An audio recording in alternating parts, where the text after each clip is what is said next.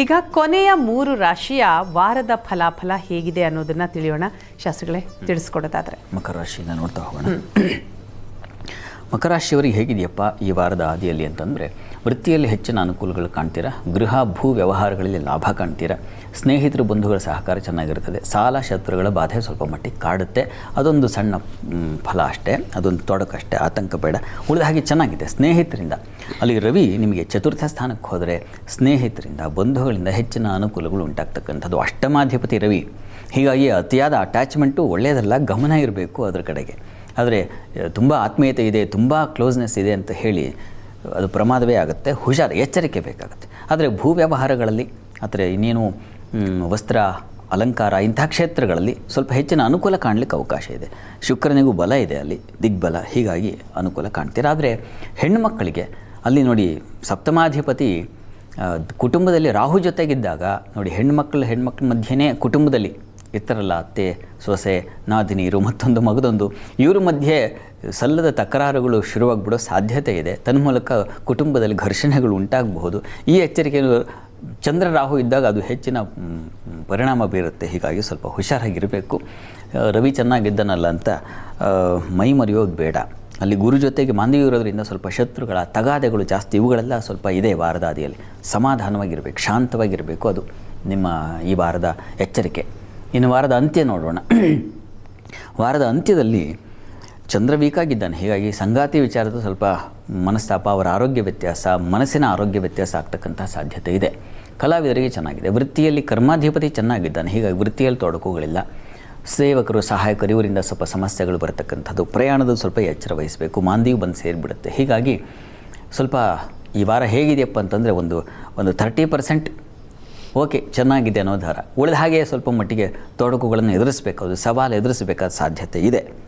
ಗಾಬರಿ ಬೇಡ. ಪರಿಹಾರವೂ ಇದೆಯಲ್ಲ, ಆಂಜನೇಯನ ಪ್ರಾರ್ಥನೆ ಮಾಡ್ಕೊಳ್ಳಿ, ಆಂಜನೇಯ ಸನ್ನಿಧಾನಕ್ಕೆ ಹೋಗಿ ಬನ್ನಿ. ಅಮ್ಮನವರ ಸನ್ನಿಧಾನದಲ್ಲಿ ವಿಶೇಷ ಅಭಿಷೇಕ ಮಾಡಿಸಿ. ಅದು ನೋಡಿ, ಪರಿಹಾರ ಇದು ಮಾಡೋದ್ರಿಂದ, ಈ ತೊಡಕಿರೋದ್ರಿಂದ ಈ ಪರಿಹಾರ ಮಾಡಿದ್ಮೇಲೆ ತೊಡಕುಗಳಿದಾವ ಅಂದರೆ ಇರೋದಿಲ್ಲ. ಆ ವಿಶ್ವಾಸ ಇರಬೇಕು. ಹಾಗೆ ಪೂಜೆ ಮಾಡಿಸಿ. ಇನ್ನು ಕುಂಭರಾಶಿಗೆ ಹೋಗೋಣ.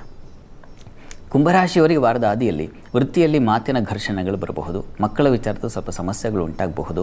ಧೈರ್ಯೋತ್ಸಾಹಗಳಿಂದ ಗೆಲುವು ಸಿಗುತ್ತೆ, ಸಹೋದರಿಂದ ಸಹಕಾರ ಸಿಗುತ್ತೆ. ರವಿ ತೃತೀಯಕ್ಕೆ ಹೋದರೆ ಉತ್ಸಾಹ ತುಂಬುತ್ತಾನೆ, ಅತಿಶಯವಾದ ಉತ್ಸಾಹ ಇರುತ್ತೆ. ಏನೂ ಮಾಡ್ತೀನಿ ಅಂತಕ್ಕಂಥ ಒಂದು ಧೈರ್ಯ ಬರುತ್ತೆ. ಹೀಗಾಗಿ ಧೈರ್ಯ ಉತ್ಸಾಹಗಳೇ ನಿಮಗೆ ಬಲ, ಏನನ್ನೂ ಎದುರಿಸುವ ಶಕ್ತಿ. ಆದರೆ ಚಂದ್ರರಾಹು ಜನ್ಮದಲ್ಲಿ ಸಂಚರಿಸೋದ್ರಿಂದ ಆರೋಗ್ಯ ಕುಸಿಯುತ್ತೆ. ಆಲೋಚನೆಗಳು, ಚಂದ್ರ ಮನೋಕಾರಕನಾಗಿರ್ತಕ್ಕಂಥವ್ನು ರಾಹು ಜೊತೆ ಸೇರಿದಾಗ ಬೇಡದ ಆಲೋಚನೆಗಳು ನಿಮಗೆ ಅದು ಸುರುಳಿ ಸುತ್ತಾ ಇರುತ್ತೆ ಮನಸ್ಸಿನಲ್ಲಿ.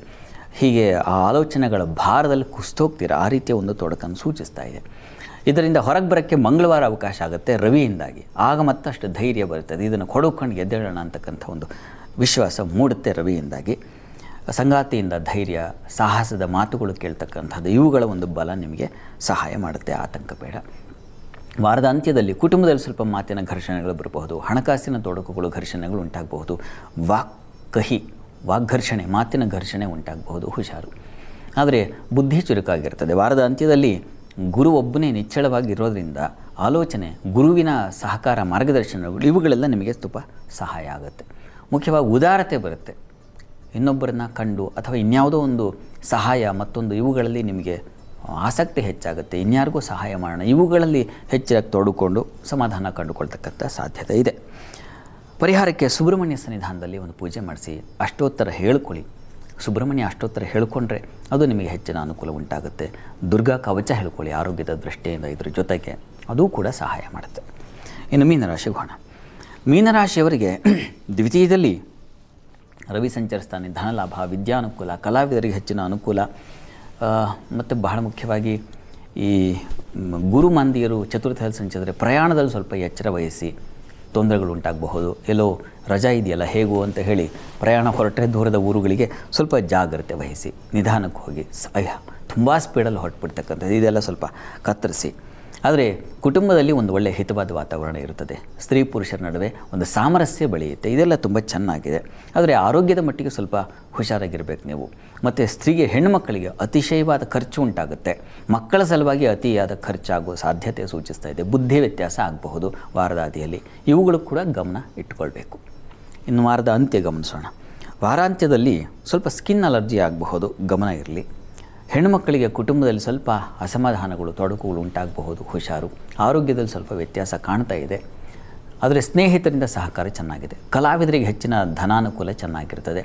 ಹೊಸ ಹೊಸ ಅವಕಾಶಗಳು ಸಿಗ್ತಕ್ಕಂಥದ್ದು, ಹೊಸ ಪ್ರಯತ್ನಕ್ಕೆ ಫಲ ಬರ್ತಕ್ಕಂಥದ್ದು, ಇವುಗಳೆಲ್ಲ ತುಂಬ ಚೆನ್ನಾಗಿದೆ. ಆತಂಕ ಬೇಡ.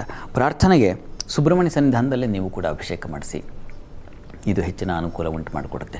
ನಿಮ್ಮ ರಾಶಿಯಲ್ಲಿ ಶನಿ ಕೂಜರು ಒಟ್ಟಾಗಿ ಸಂಚರಿಸ್ತಾರೆ. ಹೀಗಾಗಿ ಅದೇನಾಗುತ್ತೆ, ಬೆಂಕಿ ಬಿರುಗಾಳಿ ಒಂದೇ ಕಡೆ ಸಂಚರಿಸ್ತಾ ಇದ್ದರೆ ಗೊತ್ತಾಗೋದಿಲ್ಲ ಯಾವ ಕ್ಷಣದಲ್ಲಿ ಸ್ಫೋಟವಾಗುತ್ತೆ, ಯಾವ ಕ್ಷಣದಲ್ಲಿ ಯಾವ ರೀತಿಯ ಪ್ರಮಾದ ಬಂದು ಒದಗುತ್ತೆ ಅಂತ. ಇದೆಲ್ಲ ನಿವಾರಣೆಗೆ ರವಿ ಮಂಗಳವಾರದಿಂದ ಸ್ವಲ್ಪ ಮಟ್ಟಿಗೆ ರವಿ ಕಂಟ್ರೋಲಿಗೆ ತಗೊಳ್ತಾನೆ. ಆತಂಕ ಬೇಡ.